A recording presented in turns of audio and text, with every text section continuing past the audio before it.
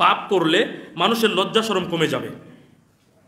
মানুষের চরিত্রের সবচেয়ে গুরুত্বপূর্ণ একটা দিক হচ্ছে লজ্জা। লজ্জা যার বেশি, চরিত্র তার তত উন্নত হবে। আর লজ্জা যার যত কমে যাবে, চরিত্র তার তত ধ্বংস হবে। আর লজ্জা কমে গেলেই মানুষ বেশিরভাগ পাপে লিপ্ত হবে। লজ্জাটা এত গুরুত্বপূর্ণ বিষয়।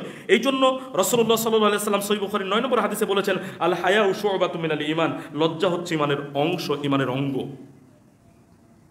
এই লজ্জা কম হলে পাপটা বেশি বেশি হবে, লজ্জা যদি বেশি হয় পাপটা কম কম হবে।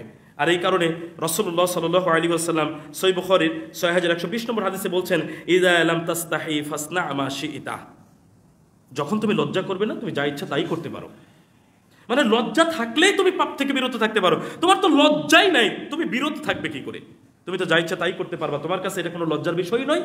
তাহলে আমরা যদি পাপ করি বেশি বেশি, আমরা লজ্জা থেকে দূরে সরে যাব।